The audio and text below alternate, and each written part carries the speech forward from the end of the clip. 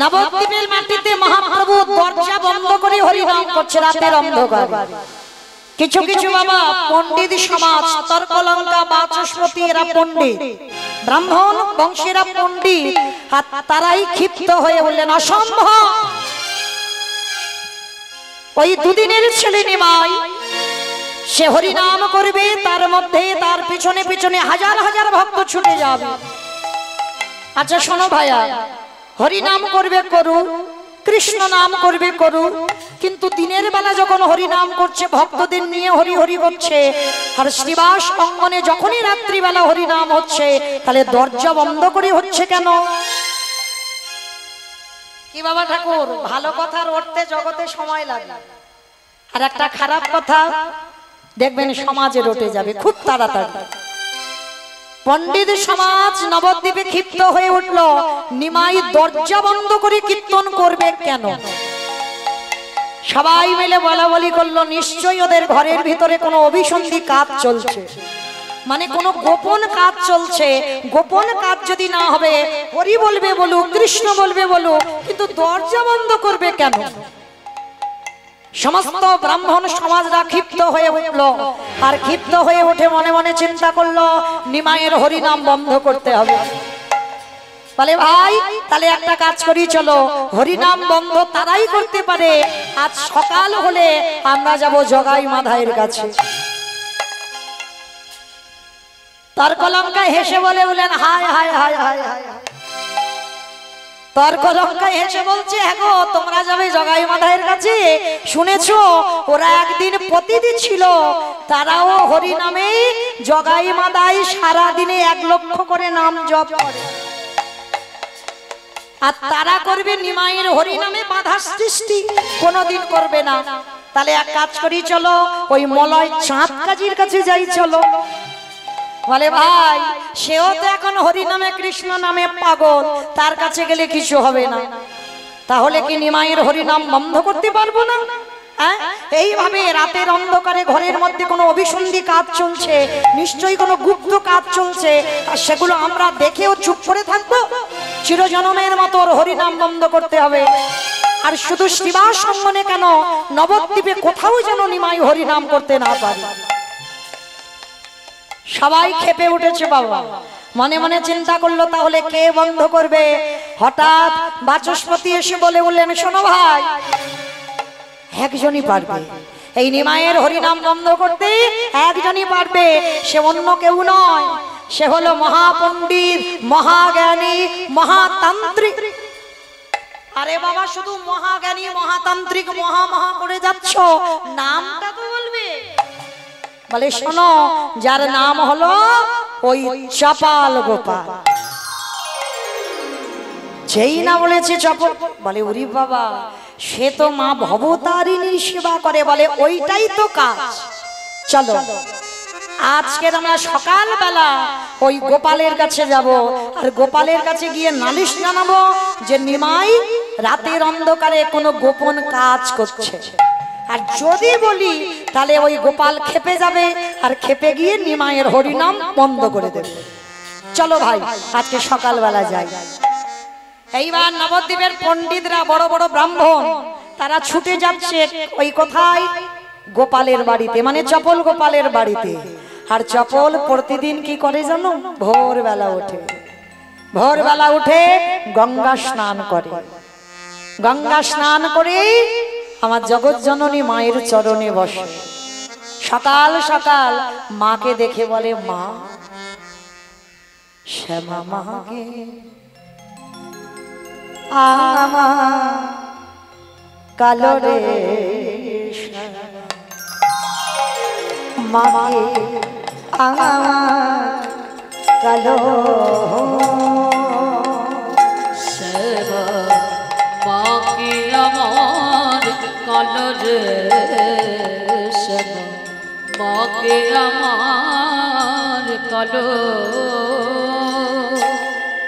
লোকে বলে কালী কালো, ওই লোকে বলে কালী কালো, আমার মনে তো বলে না কালো রে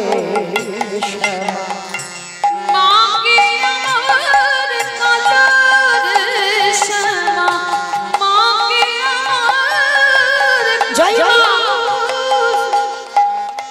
শ্যামা কখনো সে তো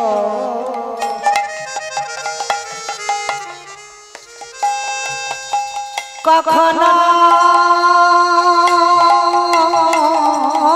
পিত মা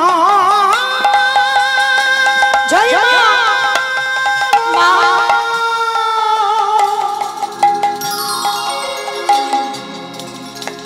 মা গো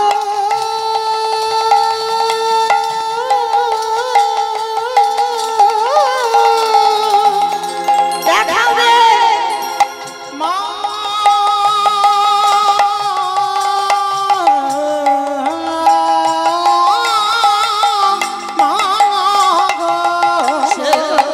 কখনো সে তো কখনো পিত মা কখনো নীল লোহিত রে শ্যামা কখনো সে তো কখনো পিত মা কখনো নীল লোহিত রে আমি আগে তো বুঝিনি এমন জাননি আগে তো বুঝিনি এমন জাননি আমার ভাবিতে জন্ম গেল রে শ্যামা মাকে আমার নিতাই গৌর শ্রী বল হরি বল মাকে আমার কালো রেশমা, মাকে আমার কালো রেশমা, মাকে আমার কালো রেশমা, মাকে আমার কালো রেশমা, মাকে আমার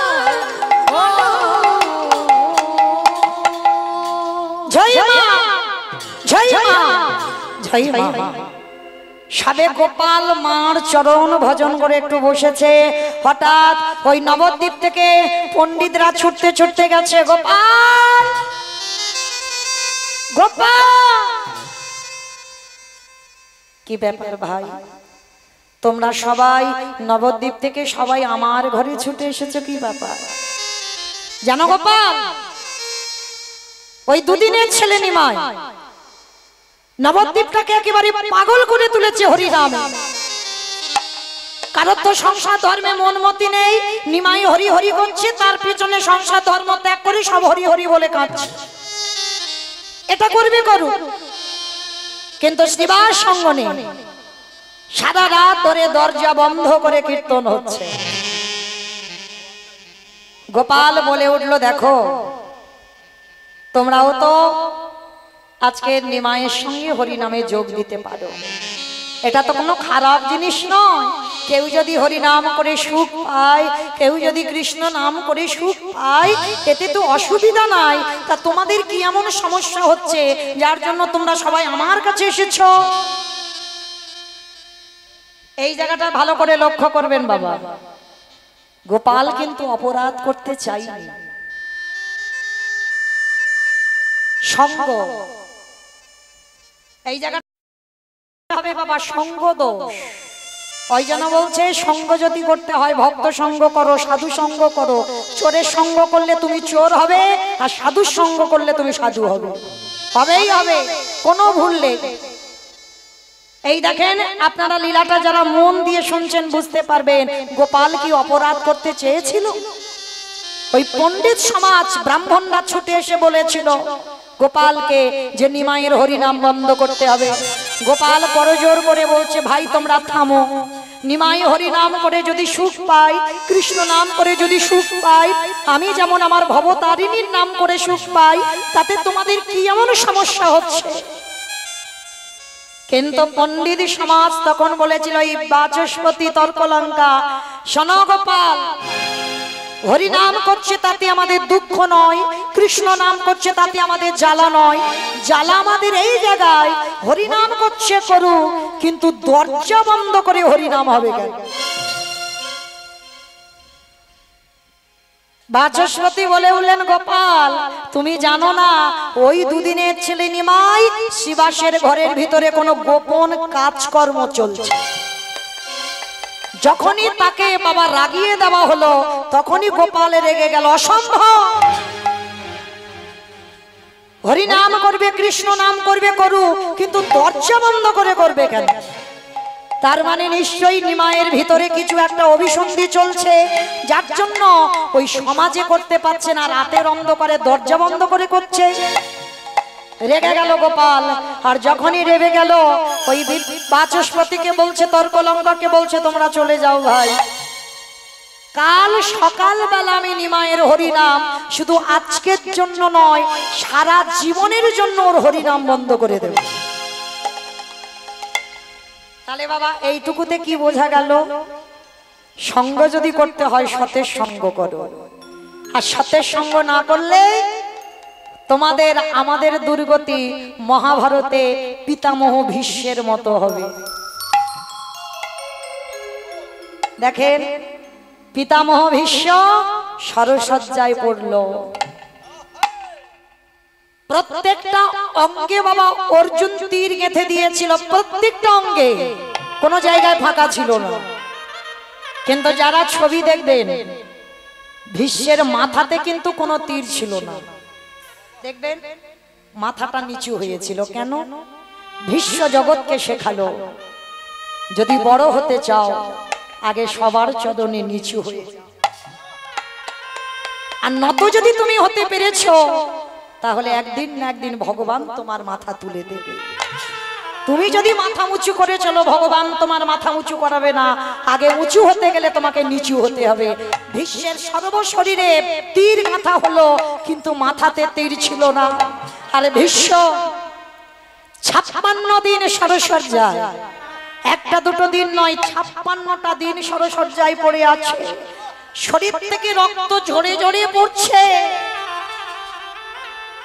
পঞ্চ পাণ্ডব দেখে থাকতে পারলো না, ছুটে এসে দাদুর চরণ দুটো ধরে বলছে, দাদু তুমি এবার মরে যাও। কি মায়েরা, বাহ্যিক জগতের কোন মানুষ যখন খুব অসুস্থ হয় আমরা তাদের মৃত্যু কামনা করি না, যে যদি মরে যায় মানুষটা তাহলে অন্তত সুখ হয়। মানে এত যন্ত্রণা পায়, এত কষ্ট পায়, আমরা ভগবানের কাছে বলি ঠাকুরও যেন মরে যায়। তো ভীষ্মের এত কষ্ট, এত যন্ত্রণা, পঞ্চ পাণ্ডব এসে কাঁদছে আর বলছে, দাদু তুমি এবার মরে যাও। কারণ ভীষ্মের তো ইচ্ছা মৃত্যু ছিল, নিজে মনে না করলে কোনোদিন মরবে না, যেদিন মনে করবে সেদিন ভীষ্মের মৃত্যু হবে। কিন্তু এত কষ্ট পাচ্ছে তবু মরতে পারছে না। পাণ্ডবরা এসে বলছে, যুধিষ্ঠির ভীম অর্জুন নকুল সহদেব এসে বলছে, দাদু তুমি এবার মরো। ভীষ্মের দুটো চোখের কোণ দিয়ে জল পড়ছে।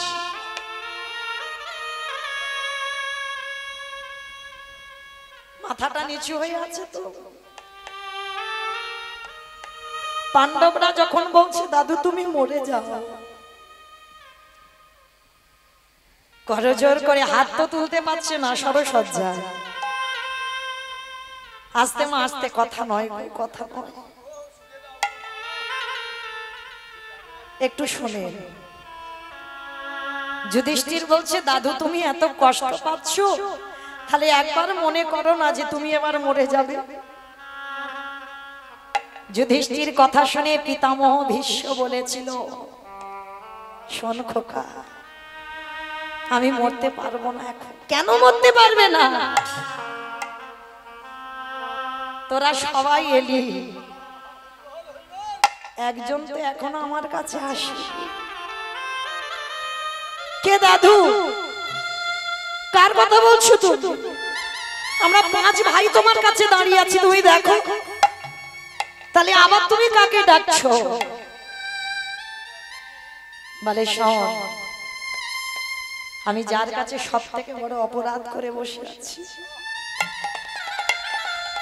সে তো এখন এলো না, আর সে এসে আমাকে ক্ষমা করবে তবে তো আমি মরে শান্তি পাবো। পাণ্ডবরা বলছে দাদু সে কে?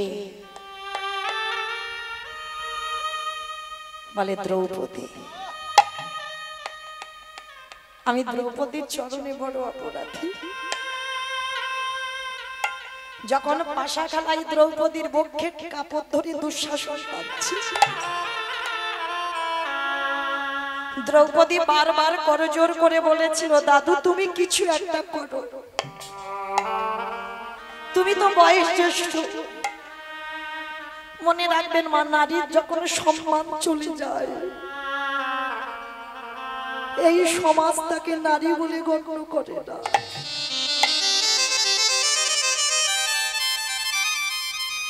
দুঃশাসনের মতো অসুর যখন দ্রৌপদীর বক্ষের কাপড়টা ধরেছি, বারবার করে দ্রৌপদী ভীষ্মের দিকে তাকিয়ে কাঁদছে। দাদু তুমি তো গুরুজন, তুমি তো বয়স জ্যেষ্ঠ, ওদের দাদু, তাহলে আমার স্বামীরা কিছু করতে না পারুক, ওরা হয়তো আমাকে পণ রেখেছে, আমাকে বাজি রেখেছে, কিন্তু তুমি তো ওদের দাদু, তুমি কিছু বলো, তুমি প্রতিবাদ করো। গুরু দ্রোণাচার্যের দিকে তাকালো, গুরুদেব তুমি প্রতিবাদ করো। কেউ প্রতিবাদ করছে না। সবাই মিলে ওই একটা নারীর নির্যাতন দর্শন করলো।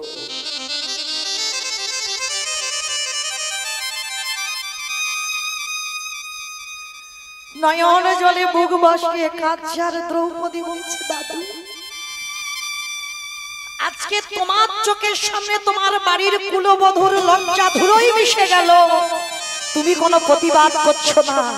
তবে দাদু আমার এই চোখের জল একদিন তোমার শরীরে রক্ত বিন্দু হয়ে ঝরে ঝরে পড়বে, তুমি মনে রেখো, সেদিনে তুমি বুঝতে পারবে কত জ্বালা, কত যন্ত্রণা, কত কষ্ট, কত ব্যথা বেদনা। আমি জীবনে মৃত্যুর আগের দিন পর্যন্ত দাদু তোমাকে ক্ষমা করতে পারবো না, কারণ তুমি দাদু হয়ে দর্শন করলে একটা নারীর নির্যাতন, তুমি প্রতিবাদ করলে না। আর বাবা যে অন্যায় করে, যে অন্যায় সহ্য করে, সম অপরাধ, দুজনে একই অপরাধ। তো যখন ভীষ্মের মনে পড়ছে সরসজ্জায় আমি দ্রৌপদীর কাছে পাপ করে রেখেছি, যুধিষ্ঠিরকে বলছে, অর্জুনকে বলছে যাও তোমরা একবার দ্রৌপদীকে আমার কাছে আনো, অন্তত মরার আগে একবার আমি দ্রৌপদীর কাছে ক্ষমা চেয়ে আমার প্রাণ ত্যাগ করতে চাই। এইবার অর্জুন ছুটে গেছে, দাদুর কষ্ট আর দেখা যাচ্ছে না, এত যন্ত্রণা হচ্ছে, ছুটে গেছে দ্রৌপদীর কাছে। দ্রৌপদী, দ্রৌপদী, দ্রৌপদী একবার একবার তুমি চলো। সতী নারী যারা হয় প্রতিবাক্য পালন করতে হবে। একবার দ্রৌপদী, মৃত্যুর সময় কোনো মানুষ যদি কিছু চায় তার মনের আশা পূর্ণ করতে হয়, সব অভিমান, সব রাগ ভুলে গিয়ে চলো, একবার তুমি আমার দাদুর কাছে চলো। যাব না, যাব না, কখনো যাব না। সেদিন তোমার দাদু কোথায় ছিল? যেদিন একটা নারীর সম্মান ধুলোয় মিশে যাচ্ছিল, সেদিন তোমার দাদু সভায় বসে দর্শন করেছিল। আমি বারবার কেঁদে বলেছিলাম দাদু তুমি কিছু করো, কোনো প্রতিবাদ করেনি, মাথা নিচু করে নিয়েছিল। আর আজকে সে ডাকছে, আমি কেন যাব তোমার দাদুর কাছে? যাব না। অর্জুন করজোর করে বলেছিল দ্রৌপদী একবার, তুমি তো জীবনে আমার কথা ফেলো না, একবার চলো। সতী নারী প্রতিবাক্য পালন করতে হবে। প্রবেশ করার ইচ্ছা নেই যে দাদু যেখানে শয়নে আছে সেখানে যাবে। দ্রৌপদী রুচিতে ভাবছে, দরজায় দাঁড়িয়ে আছে, যাচ্ছে না। আর যখনই যাচ্ছে না, ভীষ্ম সরসজ্জায় পড়ে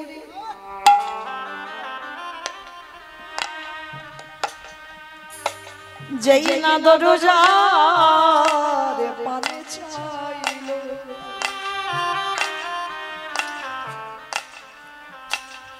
দাদু তো হাত তুলতে পারছে না গো, বান মেরে রাখা আছে। নয়ন ইঙ্গিত করে বললেন দ্রৌপদী,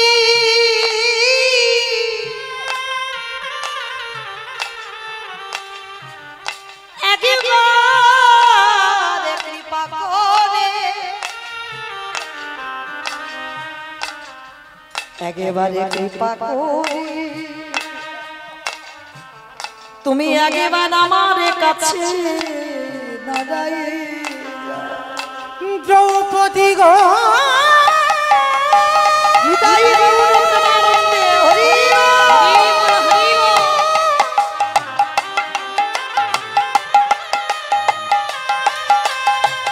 আমি যে তোমার চরণে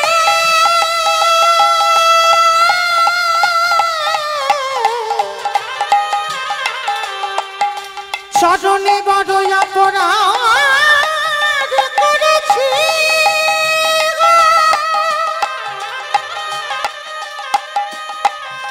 একেবারে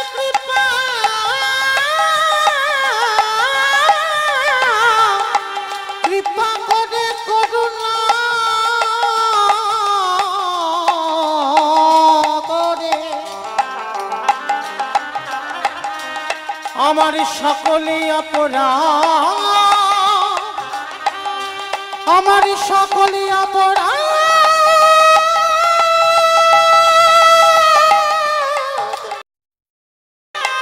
তুমি ক্ষমা করে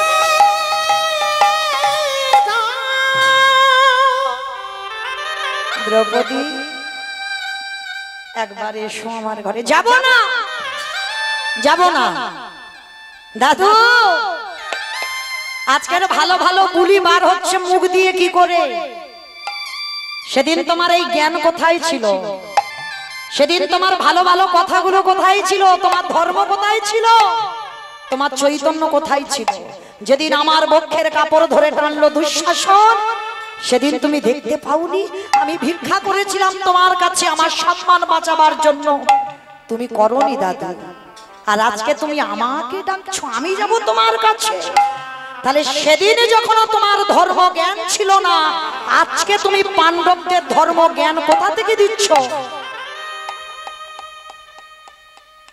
ভীষ্ম কেঁদে বলেছিল, শোনো দ্রৌপদী, সেদিন আমার ধর্ম জ্ঞান ছিল না কেন জানো? আমি দুর্যোধনের অন্নে প্রতিপালিত ছিলাম, অসত্যের সঙ্গ করেছিলাম। আর সারাদিন যে অসত্যের সঙ্গ করে, সারাদিন যে মিথ্যার সঙ্গ করে,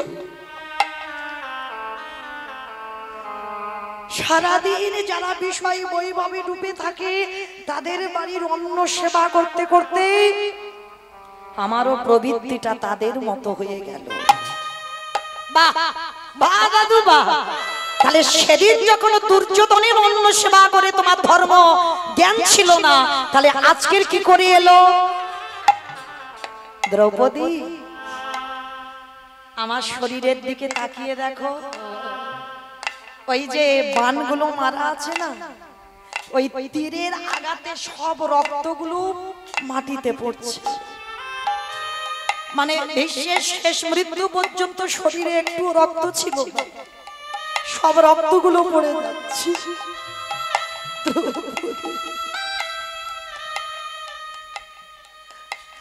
যতক্ষণ আমার শরীরে অসতের রক্ত ছিল, দুর্যোধনের অন্ন খেতে খেতে আমার শরীরে অসৎ রক্ত পরিপূর্ণ হয়েছে।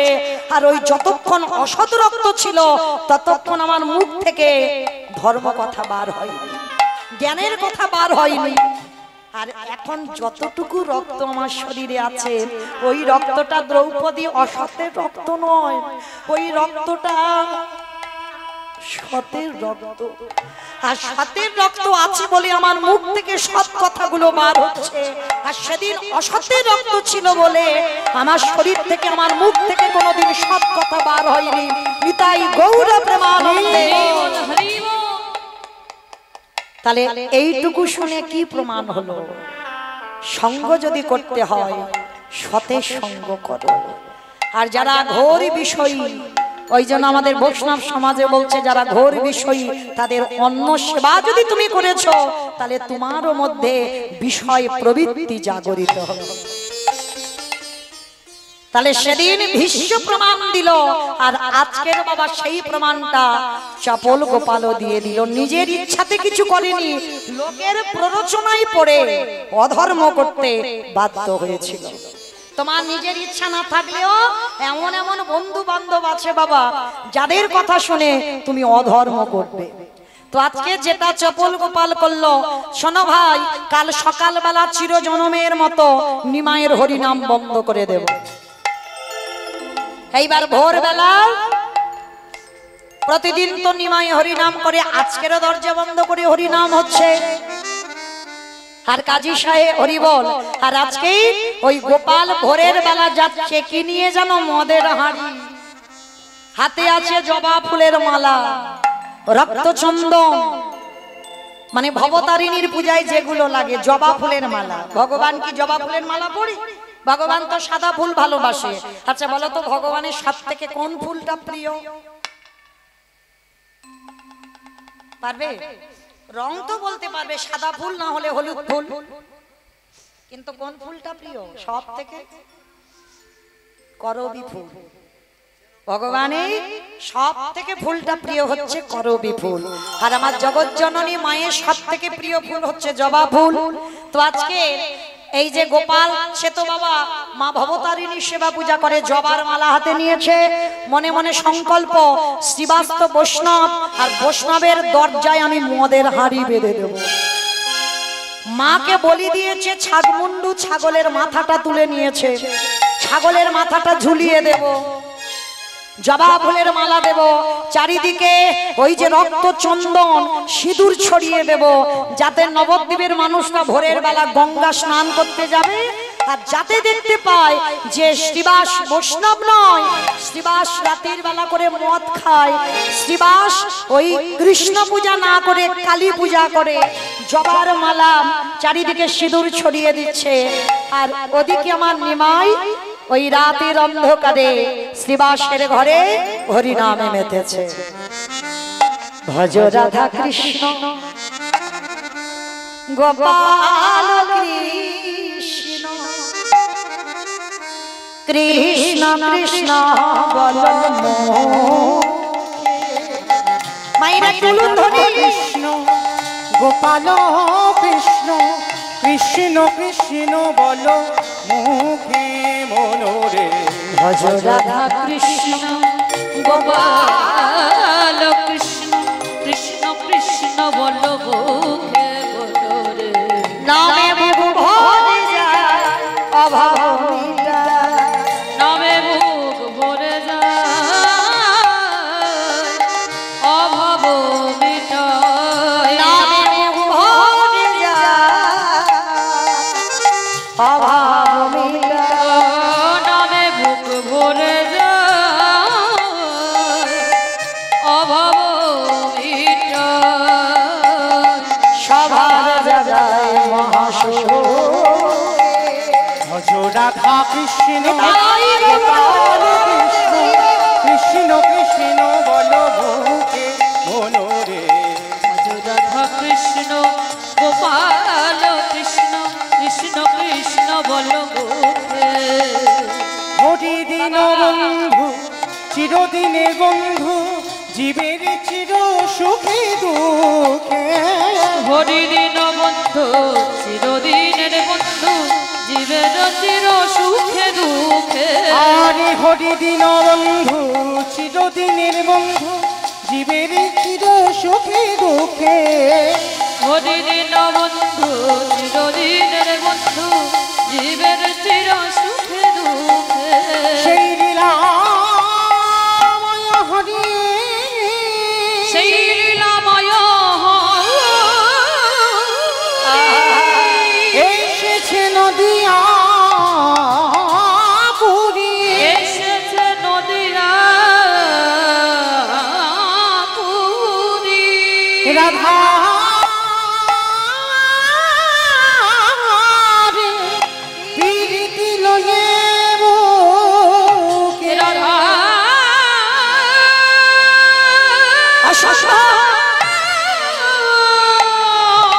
অসম্ভব। প্রীতি লয়ে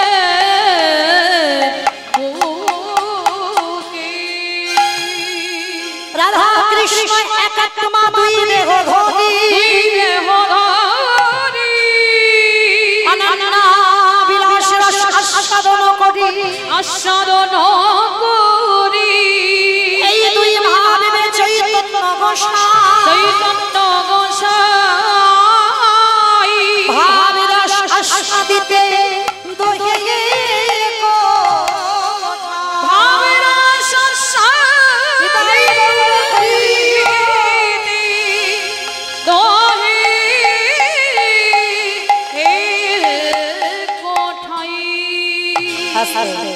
কি বলল?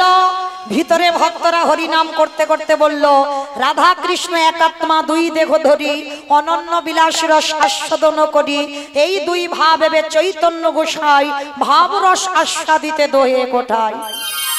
মানে রাধা কৃষ্ণ একাত্মা হয়ে কলিযুগে গৌর হয়েছে, আর এই কথাটা শুনে ফেললো ওই চপল গোপাল। অসম্ভব। দুদিনের ছেলে নিমাই, কি প্রয়োজন আছে, কি দরকার আছে ওকে কৃষ্ণ বলার? রাধা কৃষ্ণ একাত্মা হয়ে নাকি গৌর হয়ে এসেছে। হ্যাঁ, দেখাচ্ছি মজা তোমার, দাঁড়া। শিবাস সঙ্গনের ভিতরে ওই গৌরকে কৃষ্ণ বলা, দাঁড়াও। এইবার বেঁধে দিল ছাগ মুন্ড, বেঁধে দিল দরজার সামনে মধের হাড়ি, চারিদিকে ছড়িয়ে দিল জবা ফুল, চারিদিকে ছড়িয়ে দিল রক্তচন্দন। এইবার দেখো শ্রীবাস, তোমার বাড়ি হরিনাম কি করে বন্ধ করা যায়? সবার চোখে ফাঁকি দেওয়া যায়, একজনের চোখে ফাঁকি দিতে পারবে? প্রভু আমার ভিতরে দরজার ভিতরে হরিনাম করছে ঠিক, বাইরে বাবা সব দেখতে পাচ্ছে। মানে ভগবানের নজরটা বাবা সিসি ক্যামেরার থেকেও বেশি। সব জানালা দরজা বন্ধ, কিন্তু বাইরে কি হচ্ছে আমার ভগবানের চোখে সব দেখতে পাচ্ছে। মনে মনে বলে উঠলেন, গোপাল এত বড় অপরাধ, এত বড় অন্যায়, তুমি এক বৈষ্ণবের দরজায় মদের হাঁড়ি দিয়েছ। বেশ, এর জন্য তো শাস্তি তোমাকে পেতেই হবে গোপাল। প্রভু আমার কাউকে বুঝতে দিল না, মনে মনে করছে যদি নবদ্বীপবাসীরা সকাল হলে দেখতে পেয়ে যায়, তার জন্য ভগবান বলে বলল, শ্রীবাস শ্রীবাস, সারাদিন আমি আমার মার কাছে যাইনি, এখন আমার ঠিক মন লাগছে না কীর্তনে, আমি ঘরে ফিরতে চাই। প্রভু এখনো রাত আছে, এখনো পরিষ্কার হয়নি, সকাল হয়নি, আর তুমি তো কোনোদিন এই রাত্রিবেলা যাও না। শ্রীবাস, তুমি আমাকে কৈফিয়ত করছো? বলছি না আমার মন বসছে না, আমি বাড়ি যেতে চাই, তুমি দরজা খোলো। ঠিক আছে প্রভু, তুমি যখন বলছো আমি দরজা খুলছি। এইবার দরজাটা যেই না খুলেছে, আর দরজা খোলার সঙ্গে সঙ্গে শ্রীবাস চমকে উঠেছে, চিৎকার করে ডাক দিল, গৌর হরি।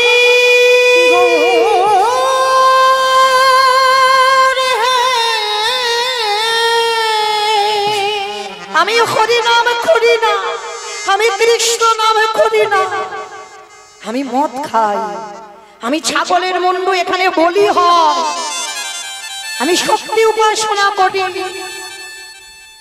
পাগল হয়ে শ্রীবাস কাঁদছে, চারিদিকে সিঁদুর ছড়ানো, চারিদিকে মদ ছড়িয়ে দিয়েছে, মদের দুর্গন্ধ। শ্রীবাস মনে মনে করছে, প্রভু যদি তাহলে এক্ষুনি কে করেছে বুঝতে পেরে যাবে, তাকে বোধহয় অভিশাপ দেবে। না না না, এটা আমি হতে দিতে পারি না, যেই করুক না কেন এ ঘোর অন্যায় করেছে। তাড়াতাড়ি করে প্রভুকে বুঝতে দিল না।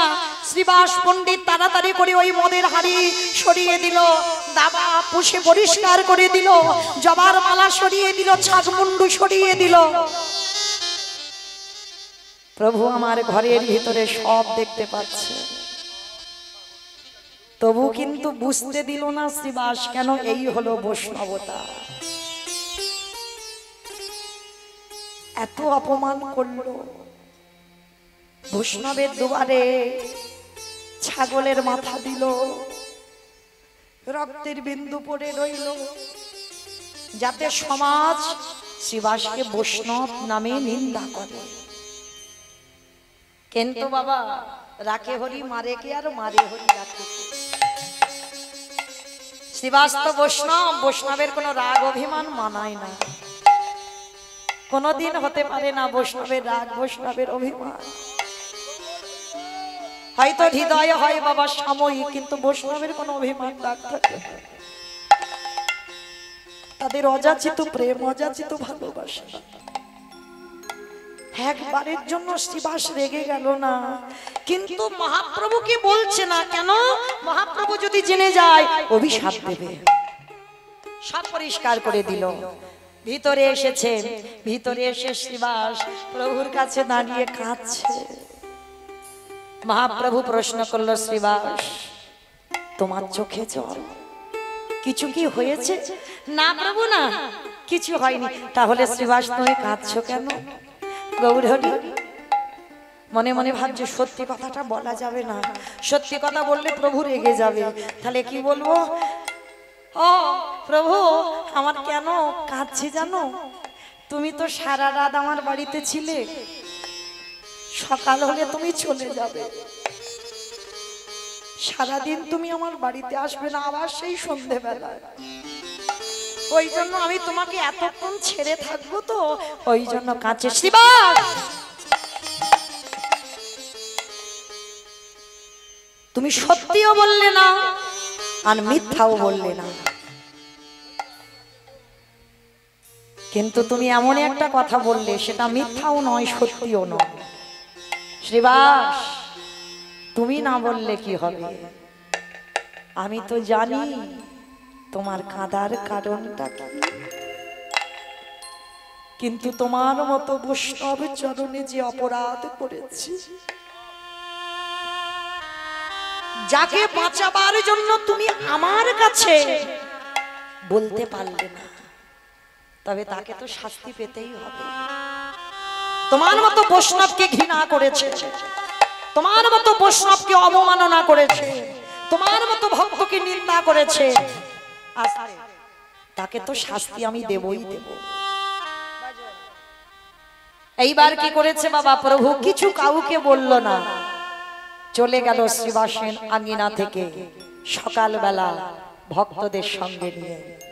যেমন প্রতিদিন ভোরের বেলা প্রভু আমার বার হয়, আজ বার হয়েছে। ভজ শ্রীকৃষ্ণ কহ শ্রীকৃষ্ণ, লহ শ্রীকৃষ্ণে নাম রে। ভজ শ্রীকৃষ্ণ কহ শ্রীকৃষ্ণ, লহ শ্রীকৃষ্ণের নাম রে। বাবু বলবো না, তোমার দরকার হয় তুমি একা গান গাইতে গাইতে যাও, আমরা কেউ বলবো না। কেন?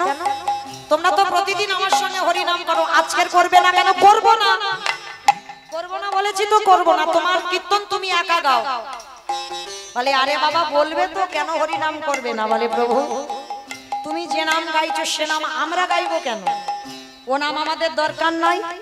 ঠিক আছে, তোমরা কি নাম পড়বে কই একবার বলো। প্রভু ভজ গৌরাঙ্গ কহ গৌরাঙ্গ, লহ গৌরাঙ্গে নাম রে। ভাইরা সবাই একবার হাত দিয়ে তোলো।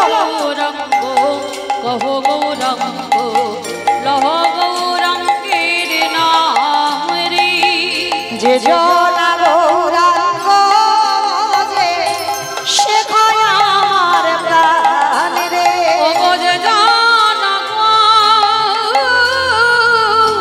গৌরাঙ্গ ভজি, সে হয় আমার প্রাণ রে। ভজ গৌরাঙ্গ কহ গৌরাঙ্গ, লহ গৌরাঙ্গের নাম। নিতাই গৌর হরি লহ গৌরাঙ্গের নাম রে। একবার দিন গেলি গৌরাঙ্গ,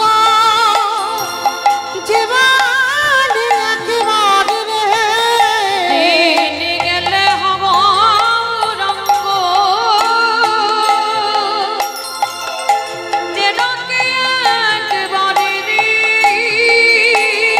আহা সে যাও নয় আমার হয় নিতাই গৌর হরি বসে জানো আমার হয় আমি হই তারি ভজ গৌরাঙ্গ কহ গৌরাঙ্গ লহ গৌরাঙ্গের নাম রে ভজ গৌরাঙ্গ কহ গৌরাঙ্গ লহ গৌরাঙ্গের নাম রে।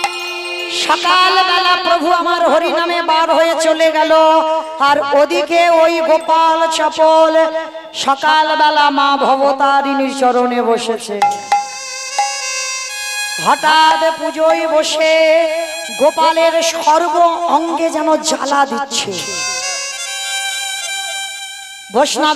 বৈষ্ণব চরণে অপরাধার ফল প্রকাশ পাচ্ছে। সর্বশরীর জ্বালা, সর্বশরীর যন্ত্রণা। হঠাৎ গোপাল বসে বসে মায়ের চরণে দেখছে গায়ে বড় বড় ফসকা পড়ে যাচ্ছে। শুধু ফসকা নয়, বড় বড় ফসকা পড়ে তাতে পুঁজ রক্ত ফেটে যাচ্ছে। চিৎকার করে গোপাল বলে উঠল, মা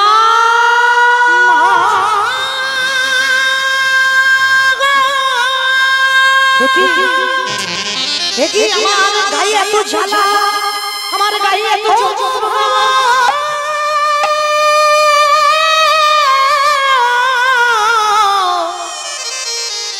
ভবতারিণী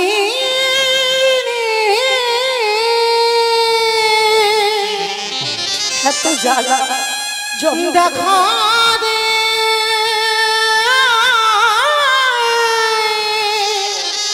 মা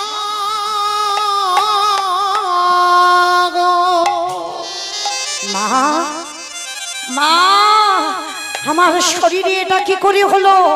সব কি আমি দেখতে পাচ্ছি? আমার গায়ে মুজ রক্ত, আমার গায়ে বড় বড় ফসকা পড়ে গেল কেন মা?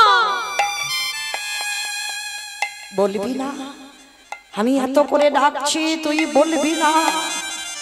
দেখা দে মা, দেখা দে, দেখা দে, দেখা দে মা। কোথায় তুই? তুই যদি আমাকে না বলিস আমি জানবো কি করে আমার গায়ে এই ফসকা কেন পড়ছে? জগৎ জননী মা থাকতে পারল না। দেখা দে, দেখা মা দে দেখা দে। ওগো ভব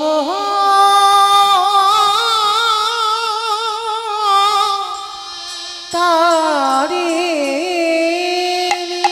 দেখা রে দেখা দে মা গো ওরে কৃপা দেখা দে, দেখা দে মা ভবতারে দেখা দে।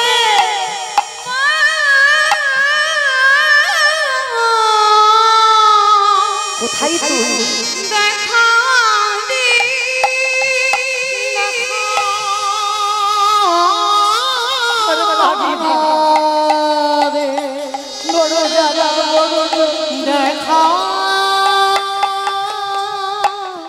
দে দেখা দে, দেখা দে, দেখা দে। মা থাকতে পারলো না। গোপাল কাঁদিস না বাবা। মা, মা তুই এসেছিস? মা, তুই এসেছিস? বলে দে মা, আমার শরীরে জ্বালা, আমার শরীরে যন্ত্রণা, আমার শরীরে বড় বড় ফসকা পড়েছে। মা, মা সত্যি করে বল মা কি হয়েছে? কেন আমার এত শরীরে কষ্ট হচ্ছে? কেন শরীরে এত যন্ত্রণা হচ্ছে? কেন? যেই না গোপাল কাঁদছে, ভবতারিণী বলছে, গোপাল আজ পর্যন্ত যা যা কিছু করেছিস সব তো বাবা তুই আমার অনুমতি নিয়ে করেছিস। আর আমার স্বামী তো বৈষ্ণব। ত্রিলোকের বড় বৈষ্ণবকে প্রথমেই বললাম বাবা ভোলানাথ, আর ভোলানাথের ঘরণী তোমার মা ভবতারিণী। কিরে, আমার স্বামী যদি ত্রিলোকের বৈষ্ণব হয়, আর তুই আমার অনুমতি না নিয়ে তুই সেই বৈষ্ণবের চরণে অপরাধ করলি। কই, যখন তুই যাচ্ছিলিস নিমাইয়ের হরিনাম বন্ধ করবি বলে শ্রীবাসের ঘরে, কই একবার আমার কাছ থেকে অনুমতি নিয়ে গেলি না বাবা? কেন নিয়ে গেলি না? আর আমি বৈষ্ণবের স্ত্রী হয়ে বৈষ্ণব অপরাধ কোনোদিন ক্ষমা করব না। তুই আমার সন্তান হতে পারিস, কিন্তু বৈষ্ণব চরণে যখন তুই অপরাধ করেছিস, আমি তোর মা হয়েও আমি জীবনে তোকে ক্ষমা করব না। যা, চলে যা। ক্ষমা যদি চাইতে হয় শ্রীবাসের ঘরে যা, শ্রীবাসের পায়ে ধরে তুই ক্ষমা চা। বলেই মা অন্তর্ধান হয়ে চলে গেল। মা, কোথায় গেলি? কোথায় গেলি মা? তুই কোথায় গেলি? আমি তোকে দেখতে পাচ্ছি না। অসম্ভব, এই গোপাল ধরবে শ্রীবাসের পায়ে? অসম্ভব। ও বৈষ্ণব হতে পারে, কিন্তু এই চাপল গোপাল কোনোদিন একটা ওই মূর্খ লোক, ওই বৈষ্ণব হলেও শ্রীবাস ধরবে না। ফুটে উঠল বৈষ্ণব অপরাধের ফল। দেখতে দেখতে ওই গলা পচা গলিত কুষ্ঠ ব্যাধি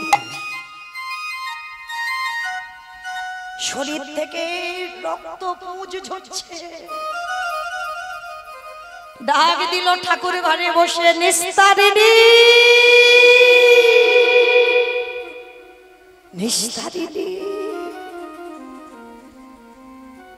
নিস্তারিণী। গোপালের স্ত্রী ছুটে এসেছে। হায় হায় হায় হায় গো, ওই দেখো, লোকের ক্ষতি করতে গিয়েছিল, আজকে স্বামীর দুর্গতিটা দেখো। আমি বারবার বলেছিলাম লোকের ক্ষতি করো না, আর লোকের ক্ষতি করতে গেলে সেই ক্ষতিটা তোমার হবে। শুনলো না। দেখেছো, তোমার পাপের ফল হাতে নাতে ধরা পড়েছে। এইবার গোপাল অসহ্য যন্ত্রণায় ছটফট করছে। নিস্তারিণী এসে বলছে, শোনো স্বামী, একটা কথা বলি তোমার। বলো। বলছিলাম কি, তুমি আর এই মন্দিরে থেকো না। নিস্তারিণী, এই মন্দিরটা আমার হাতে গড়া, এই ভবতারিণীকে আমি নিজের হাতে সেবা করি, আর তুমি বলছো আমি মন্দিরে থাকবো না? কেন? না না, আমি বলবো কেন? গ্রামের লোকজনেরা সব বলা বলি করছিল এই কুষ্ঠ রোগ নাকি খুব ছোঁয়াচে রোগ, আর তুমি যদি এইখানে থাকো তাহলে এই রোগ যদি কারোর আবার হয়, ওই জন্য বলছিলাম আমার ওই গোপাল ঘরে তুমি আজকে থেকে থাকো। নিস্তারিণী,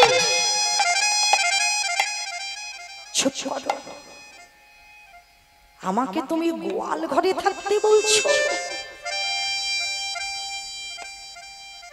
হেসে উঠল গোপাল। হায় রে, এই দারুণ সংসারে চরিত্র দেখিয়া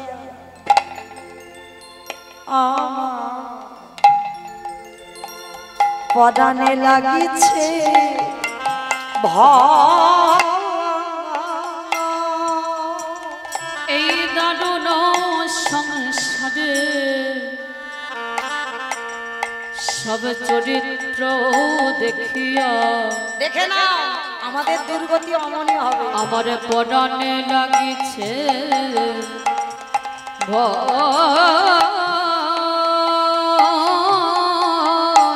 মাইরা, আমাদের দশা এমন হবে না। আজকের হাত চলছে, পা চলছে, শরীরের ক্ষমতা আছে, বল আছে, দু হাত আসতে পারো, দু হাত ভরে রোজগার করে তুমি সংসারে দিচ্ছ, সংসার তোমার ভালোবাসছে। আর যেদিন কিছু করতে পারবে না, বিছানা সজ্জা, পায়খানা প্রস্রাব করবে বিছানায়, এই সংসার তোমার আর ভালোবাসবে? হ্যাঁ বাসবে। একদিন, দুদিন, এক সপ্তাহ, 15 দিন, এক মাস, তারপরে লাঠি ঝাঁটা খেতে হবে। তাই আজকের গোপাল বলে বললেন, হাই রে, যাদের জন্য হাড় খাটুনি খেটে সংসার করলাম, যাদের জন্য ঘর বাড়ি বানিয়ে দিলাম, এই মন্দির আমি নিজের হাতে করেছিলাম, আজকের আমার গিন্নি নিস্তারিণী বলছে মন্দিরে থাকা যাবে না, মন্দির থেকে আমার আশ্রয় হবে গোয়াল ঘর। তাই বলছি, ওরে জি, এই দারুণ সংসারে চরিত্র দেখিয়া আমার পরাণে লাগিছে ভয়। আহা দারুণ সংসারে সব চরিত্র দেখিয়া আমার পরাণে লাগিছে ভয়। ওগো কালে সাপের মুখে আমি সত্যি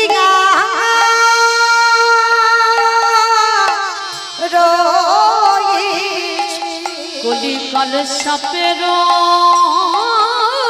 মুখে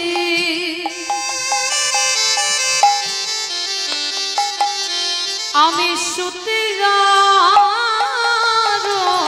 রয়েছি, আবার না জানি কখন কি হয়। কলিকাল সাপের মুখে শুতে রয়েছি, না জানি কখন কি হয়, না জানি কখন কি হয়। কেমন জ্বলন্ত অনল দেখিয়া পতঙ্গ, জ্বলন্ত দেখিয়া পতঙ্গ, যেমন ইচ্ছায় পড়িয়া মরে, তারা ইচ্ছায় পড়িয়া মরে, যেমন ইচ্ছায় পড়িয়া মরে, তারা ইচ্ছায় পড়িয়া মরে। প্রভু আমাদের দশা এমন হবে, এই ঘোর সংসারের মাঝে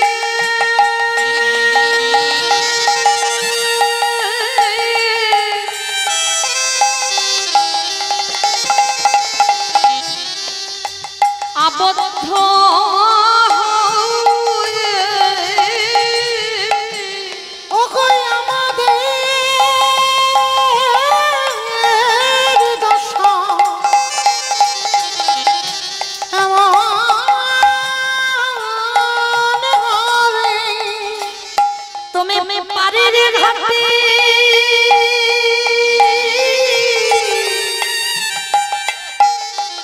প্রভু আমার নিয়ে চলো, আমি ঘোর সংসার মাঝে আজ পড়ে আছি। দয়াল আমার বলতে কেহ নাই গো, তুমি বহু কেশরণে উঠাওনি, এই জগতে আমার বলতে কেহ নাই গো। শুনেছি তুমি পার করে দাও লওনা করি, আমার যা কিছু আছে আমি তোমায় দিলাম, করে দাও গৌর হরি। বলি আমার বলতে কিছু রাখি না, এই সংসারে মাঝে ডুবে মনে হরি হরি হরি বলে, পার করে দাও গৌর হরি, হরি হরি হরি হরি। পার করে দাও গৌর হরি। আমি সংসারে মাঝে পড়ে আছি। ঘাটের মারা তুমি এমন করে চিৎকার করছো, গ্রামের লোকজনেরা সবাই বলবে আমি তোমাকে সেবা করি না, আমি তোমাকে ভোজন করি না, তোমাকে যত্ন করি না। হ্যাঁ, ওই রকম ষাঁড়ের মতো চেঁচানোর কি আছে? খেতে দেয় না, একটু পিপাসার জন্য জল চাই নিস্তারিণী, একটু জল। একটু জল, বড্ড কষ্ট হচ্ছে নিস্তারিণী, একটু জল। বড় জ্বালা, বড় যন্ত্রণা নিস্তারিণী। হায় রে, একদিন সুখের জন্য যে ঘর বেঁধেছিলাম, সেই ঘর যে একদিন এইভাবে পুড়ে যাবে আমার জানা ছিল না দয়াময়। আমি সুখের লাগিয়া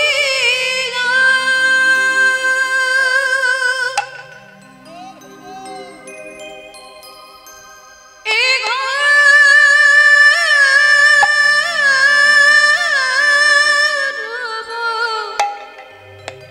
বাঁধিনু।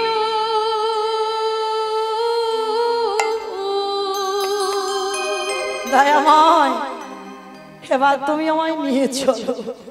অনলি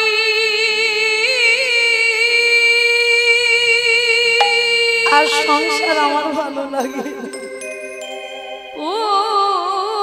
পুরিও গেল রে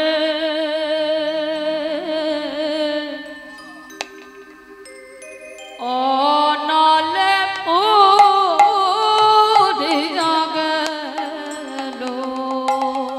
চাই না দয়াময় এই সংসার, নিয়ে চলো আমার হাত ধরে তোমার কাছে।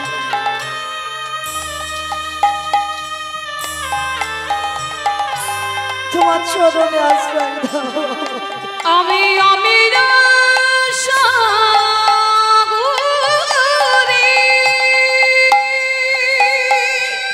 ভুল করেছিলাম দয়াল, আমার করে ভুল করেছি।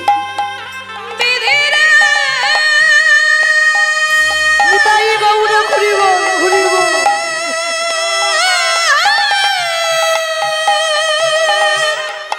একদিন যাদেরকে ভালোবেসেছিলাম বিধিরে তারা এভাবে চলে যাবে আমি ভাবিনি দয়াল। আমি সাগরে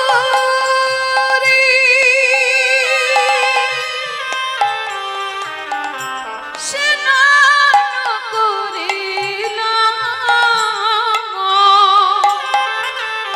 সকলে গরল ভেল রে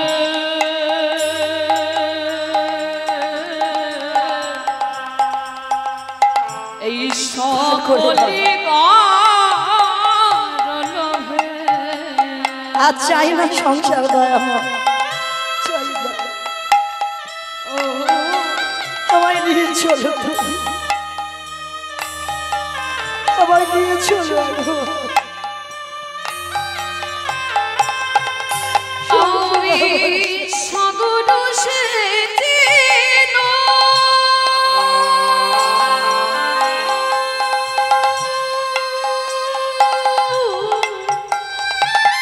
বড় জ্বালা, বড় যন্ত্রণা, রক্ত পুঁজ ঝরে ঝরে পড়ছে।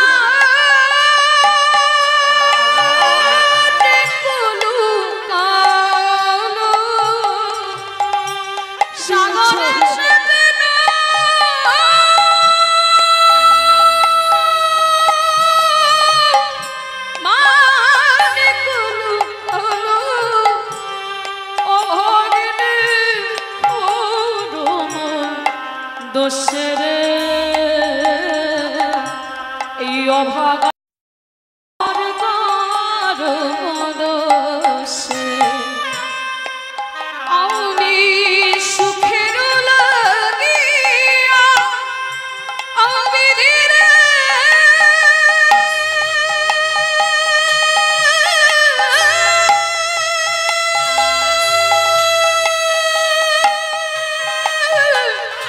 বিধিরে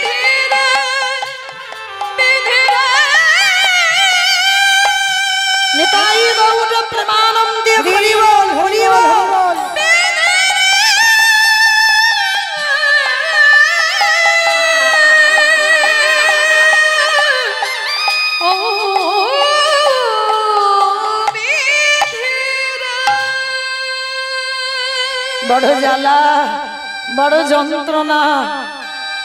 মা, আমি বুঝতে পারিনি এই সংসারের শেষের দিনে আমার ধুর করে দাঁড়িয়ে দেবে। নিস্তারিণী, একটু জল দাও, একটু জল দাও, গলাটা শুকিয়ে যাচ্ছে, একটু জল দাও, একটু জল।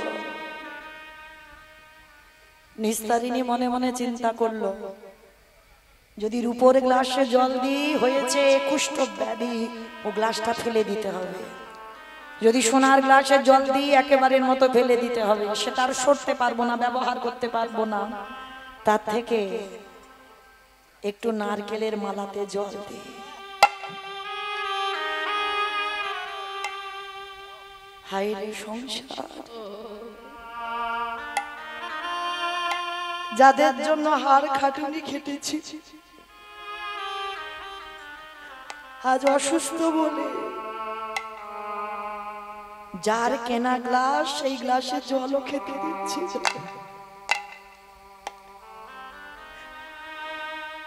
আমরা এত কিছু জানি, এত কিছু বুঝি, তবু জেনে না জানার ভান করি। বাবা, কৃষ্ণ চরণ ছাড়া তোমার কেউ আপন নয়।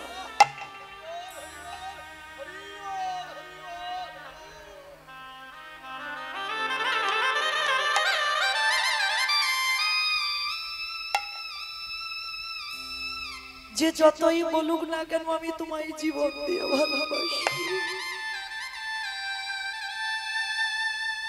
সবার ভালোবাসাই কিছু না কিছু চাওয়া পাওয়া আছে,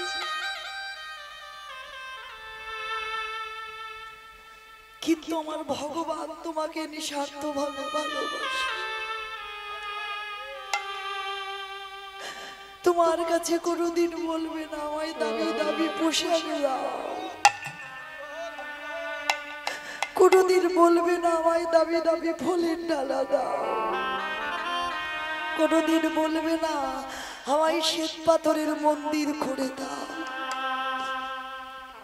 তাই সময় থাকতে কৃষ্ণ ভজন করে নাও, আর সময় যদি চলে যায়, আজকের এই গোপালের মতো আমাদেরও দুর্গতি হবে।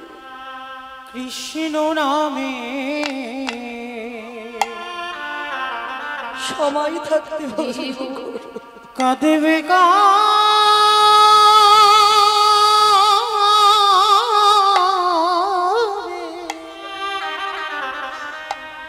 আমার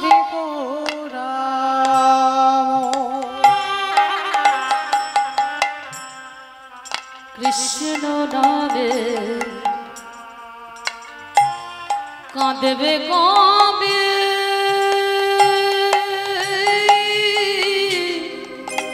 আমার পুরাণ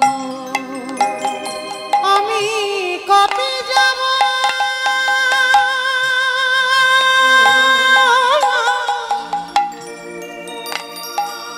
বিষয়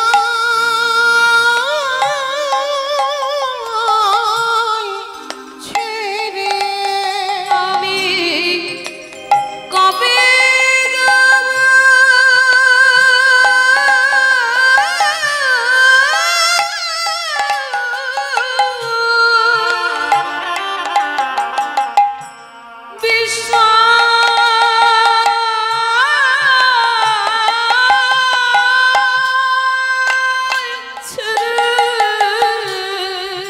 ওই মধুর বৃন্দাবন, কৃষ্ণ নামে কাঁদবে কবে, আমার পুরাণ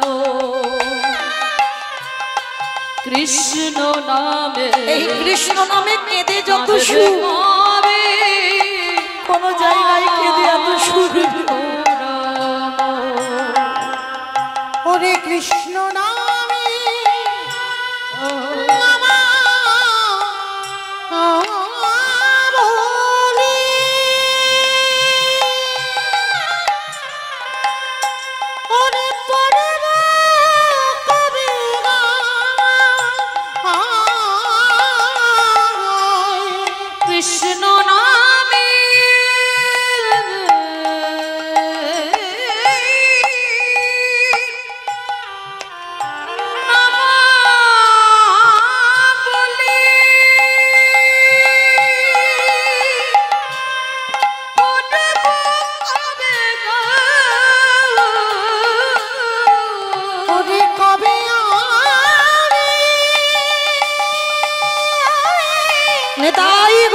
প্রেমানন্দে হরি বল হরি বল হরি দিবে বল। মথুরায় ওরে কৃষ্ণ আমার জীবন মরণ কৃষ্ণ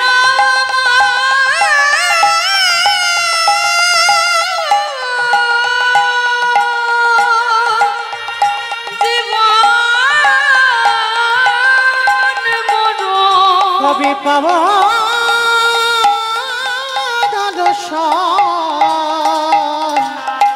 কৃষ্ণ নামে নেতাই গৌর প্রেমানন্দে হরি বল হরি বল হরি বল হরি বল। আমার পুরাণ ওরে মা কৃষ্ণ নামে কাঁদবে কবে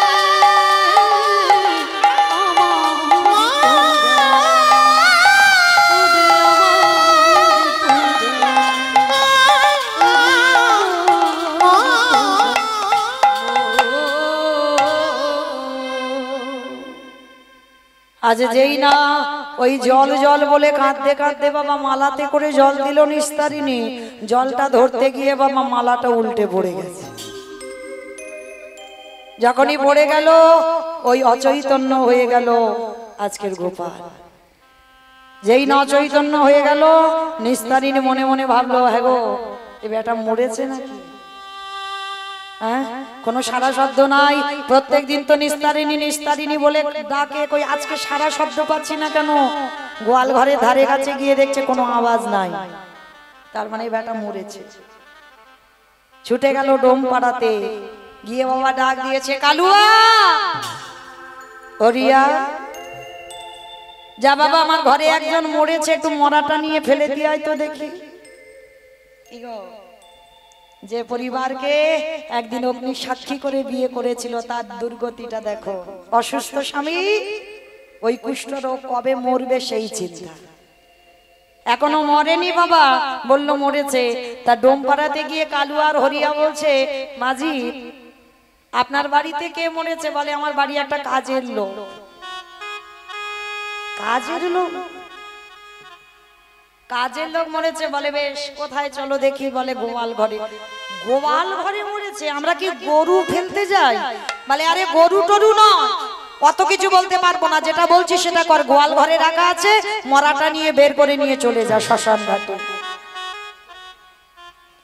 এইবার কালুয়া হরিয়া দুইজনে ওই গোপালকে তুলেছে, অন্ধকারে দেখতে পাইনি কে, কাঁধে করে তুলেছে। বলো হরি বলো হরি বলো হরি হরি বল বলতে বলতে যাচ্ছে বাবা গঙ্গার পার ধরে, আর গঙ্গার বাতাস গোপালের গায়ে লাগছে, আর শীতল বাতাস লেগে একটু একটু করে চেতন ফিরছে। মরেনি তো, জ্ঞান হারিয়ে ফেলেছিল। অসহ্য জ্বালাই যন্ত্রণায় যেন পোকায় কামড় দিচ্ছে, অচৈতন্য হয়েছিল। আর বাতাসটা লেগে, ঠান্ডা বাতাস গঙ্গার লেগে বাবা জ্ঞান ফিরে এসেছে। আর যেই না জ্ঞান ফিরে এসেছে, একেবারে ওই কাঁধে করে নিয়ে যেতে যেতে উঠে বসেছে। আর যদি বাবা কোনো মরা উঠে বসে তাহলে কি ভাববে? ভূত। কালিয়ার হরিয়া বলে বলেন, আরে ভূত ভূত ভূত। কালুয়া হরিয়া, আমি ভূত নয়, আমি পিশাচ নয়।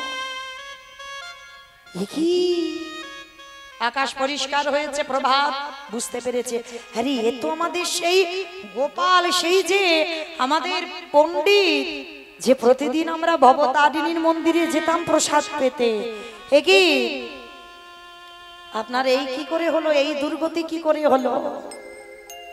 কালুয়া হরিয়া, তোরা আমাকে এখানে আনলি কেন, শ্মশানে আনলি কেন? বলে আমরা জানবো কি করে? মা গিয়ে বললো আমার বাড়িতে একটা মরেছে। আমরা বললাম কি? বললো কাজের কাজের লোক। নিস্তারিণী আমাকে কাজের লোক বলে বাড়ি থেকে বের করে দিল। কালুয়া হরিয়া, যে সংসারের জন্য এত করে গেলাম, সেই সংসারে যখন আমার কাজের লোক বানিয়ে দিল, আর আমি ফিরবো না। কালুয়া, আমার এই গঙ্গার পাড়ে তোরা দুজনে আমার একটা কুড়ে ঘর করে দিবি বাবা। আমি অসুস্থ মানুষ, যতদিন বাঁচবো এই গঙ্গার পারে ভিক্ষা করে আমি এই কুড়ে ঘরে বাস করতে চাই। যে বাড়িতে আমায় কাজের লোক বলেছে আমি আর ওই বাড়িতে ফিরে যেতে চাই। তোর আমার একটা ঘর বানিয়ে দে না বাবা। ঠিক আছে বাবু, আমরা দিচ্ছি। একটা তাল পাতার কুড়ে ঘর গঙ্গার পারে বেঁধে দিল, আর ওই গঙ্গার পারে বসে ভিক্ষা করে, আর গোপাল ওই কুড়ে ঘরে বাস করে। হঠাৎ একদিন আমার মহাপ্রভু নিতাই চাঁদকে নিয়ে ওই গঙ্গার পাড় ধরে হরিনাম করতে করতে যাচ্ছে,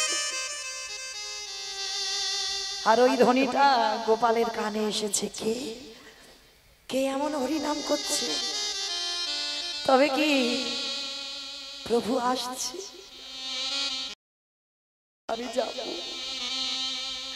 আমি যাব প্রভুর কাছে ক্ষমা চাইব।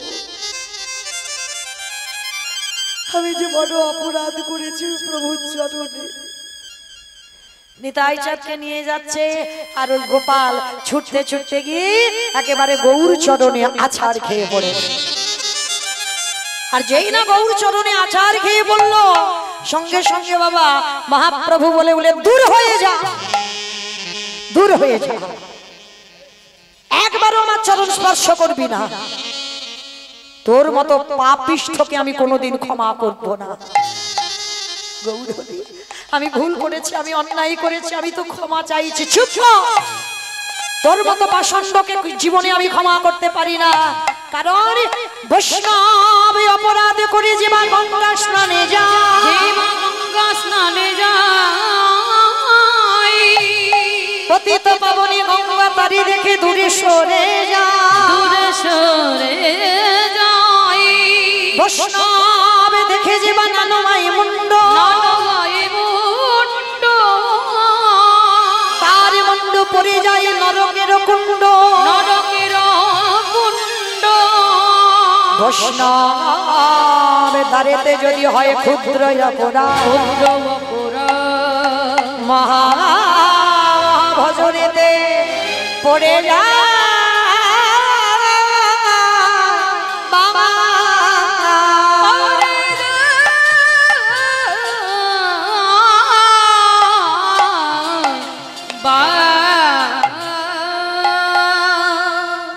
সহজরে লাথি মারল, দূর হয়ে যা।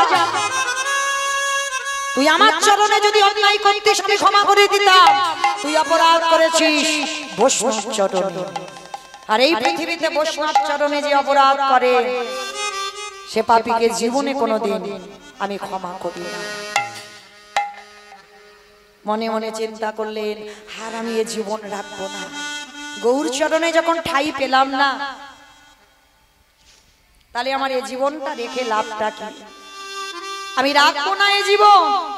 ছুটতে ছুটতে ওই গোপাল কি করেছে, গঙ্গায় সবে ঝাঁপ দিতে যাবে।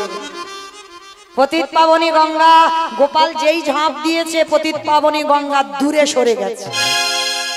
পতিত পাবনী গঙ্গা দৈববাণী করলেন, পাপিষ্ঠ, তুই কোনোদিন আমাকে ছুঁয়েও দেখবি না, স্পর্শ করবি না। তুই বৈষ্ণব চরণে অপরাধ করেছিস, আর যতদিন না বৈষ্ণব তোকে ক্ষমা করে কোনোদিন তুই আমার কাছে ক্ষমা পাবি না। যা, যদি ক্ষমা চাইতে হয় চলে যা কাশীধাম, আর কাশীধামে গিয়ে পরম বৈষ্ণবের চরণে একবার প্রণাম কর। এইবার আমার পরম বৈষ্ণব বাবা ভোলানাথে কাশীধামে বাস করে। এইবার যাচ্ছে কোথায়? সেই কাশীধাম। আর কাশীধামে যেতে যেতে বাবা ওই হেলে দুলে নৌকাতে করে যাচ্ছে। কাশীধামে গিয়ে যেই না দাঁড়িয়েছে, হঠাৎ আকাশ পথে দৈববাণী হলো, গোপাল, কাশীধামে যখন এসেছিস আমি তোকে ক্ষমা করতে পারবো না, কারণ তুই আমার চরণে অপরাধ করিসনি। আমি বৈষ্ণব হতে পারি, তুই তো অপরাধ করেছিস শ্রীবাসের চরণে। আর যতদিন না তুই শ্রীবাসের পায়ে ধরে ক্ষমা চাইবি তুই মুক্তি পাবি না। এতদিন পর চৈতন্য হলো, গোপালের অনুতপ্ত হলো, সত্যি আমি ভুল করেছি, সত্যি আমি অন্যায় করেছি, তাহলে আমাকে যেতে হবে আবার নবদ্বীপ। ছুটতে ছুটতে এসে দাঁড়ালো নবদ্বীপের মাটিতে। আরে নবদ্বীপে যেই না দাঁড়াইছে, ওই সুরধ্বনি গঙ্গা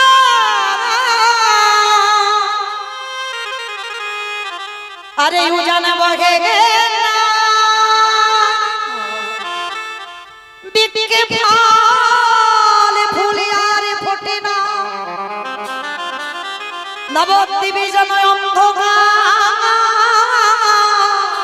নেমে আসে, অন্ধকার নেমে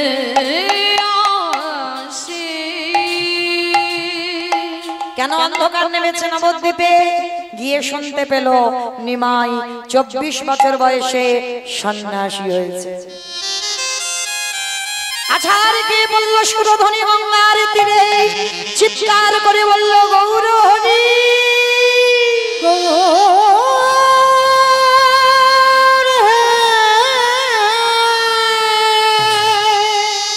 তবে কি আমি তোমার কৃপা পাবো না? যেদিন আমি অনুতপ্ত হলাম সেদিন তুমি চলে গেলে। সবাই এর কাছ থেকে খবর নিল কোথায় গেলে শ্রীবাসকে পাবো। সবাই বলল গৌর বিরহে শ্রীবাসকে দে, এই নবদ্বীপে নবদ্বীপে করেছে। সবাই বলল নবদ্বীপের মাটিতে, নবদ্বীপের মাটিতে শ্রীবাস নেই। হঠাৎ দুইজনের সঙ্গে দেখা হলো, সেই তর্কলঙ্কা বাচস্পতি, একজন খোঁড়া আর একজন অন্ধ। বলে উঠলেন গোপাল যাচ্ছ ভাই কোথায়? বলে আমরা যাচ্ছি কুলিয়ার মেলাতে। মাইরা চেষ্টা করবেন বৎসরে একবার ওই কুলিয়ার মেলাতে যেতে, যেটাকে কুলের পাট বলে। আর এই কুলিয়ার মেলাতে যেটা অপরাধ ভঞ্জনের মেলা, যেখানে আমার গোপালের সমাধি। যারা যাবেন কল্যাণীতে আছে বাবা, এই ওখানে কুলিয়ার মেলা হয়, ওইখানে গোপাল উদ্ধার পেয়েছিল, যেটা অপরাধ ভঞ্জনের মেলা। তাইবার গিয়ে দাঁড়িয়েছে ওই অন্ধ আর খোঁড়ার সঙ্গে। কি এ তো সেই আমাদের চপল গোপাল। বলে এর তোদের দুজনের জন্য তো আজকের আমার শরীরে কুষ্ঠ রোগ, চল একসঙ্গে তিনজনে যাব। ছুটে গেল আজ সেই কুলিয়ার মেলাতে। যেই না খোড়া অন্ধ দুজনে গৌর চরণে আশ্রয় নিল, গৌর হরি একে একে কৃপা করে উদ্ধার করে দিল। এইবার গোপাল মনে মনে করছে গৌর হরি বোধহয় এবার আমাকে কৃপা করবে। যেই না গৌর হরির চরণে গেল, দূর হয়ে আমার পা ছুবি না। সেই একই কথা, কারণ গৌর চরণে অপরাধ তো করেনি, করেছে শ্রীবাসের চরণে। বলল শোন গোপাল, শ্রীবাস যদি তোকে ক্ষমা করে তবেই আমি তোকে ক্ষমা করব। শ্রীবাস পাশে দাঁড়িয়েছিল, হাত ছুটে গিয়ে গোপাল শ্রীবাসের চরণে একেবারে দণ্ডবৎ প্রণাম করে বললেন শ্রীবাস, তব চরণে বড় অপরাধ করে ফেলেছে, তুমি কৃপা করে আমায় ক্ষমা করে দাও। হাত দুটো ধরে শ্রীবাস ক্ষমা করে দিল। ছুটে এলো নিস্তারিণী, আর যেই নিস্তারিণী ছুটে এসেছে, গৌর হরি ওকে তুমি এখানে ঠাঁই দেবে না। মহাপ্রভু বললেন গোপাল, নিস্তারিণী যদি তোমাকে ঘর থেকে বের করে না দিত, বলো বলো গৌর কৃপা কি তুমি কোনদিন পেতে? তুমি পেতে পারতে একেবারে বলো বলো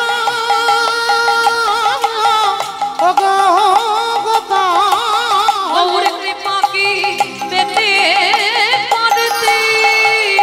আস্তে মহাপ্রভু বললেন তুমি নিস্তারিণীকে ক্ষমা করে দাও। আর তোমরা দুজনে আজকে থেকে যে মুখে বৈষ্ণব নিন্দা করেছো, সেই মুখে তুমি করবে বৈষ্ণব বন্দনা। কেমন? আজকে থেকে তুমি শুধু বৈষ্ণব বন্দনা নয়, আমার বন্দনা করবে, আমার পারিষদ বর্গের বন্দনা করবে। আজকে তোমার নাম হবে দেবকী নন্দন দাস। আর সেই দেবকী নন্দন দাস লিখলো নিজ মুখে, যে মুখে বৈষ্ণব অপরাধ করলো বৈষ্ণব গুণকীর্তন করেছিল।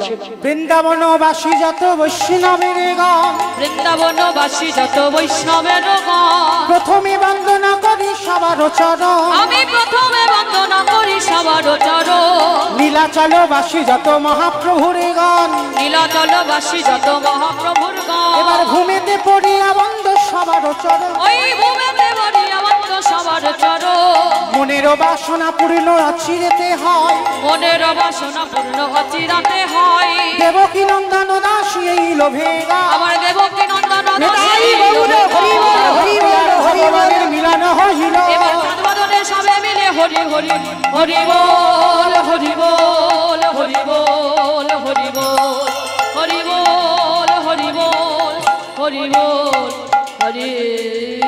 নিতাই গৌর প্রেমানন্দে হরি বল, হরি বল, হরি বল। আবার মায়েরা কালকে সন্ধ্যা 7টার সময় আবার দর্শন হবে। আবার যে কজন ছিলেন অবশ্যই পদধূলা দেবেন, আমি আস্বাদন করব।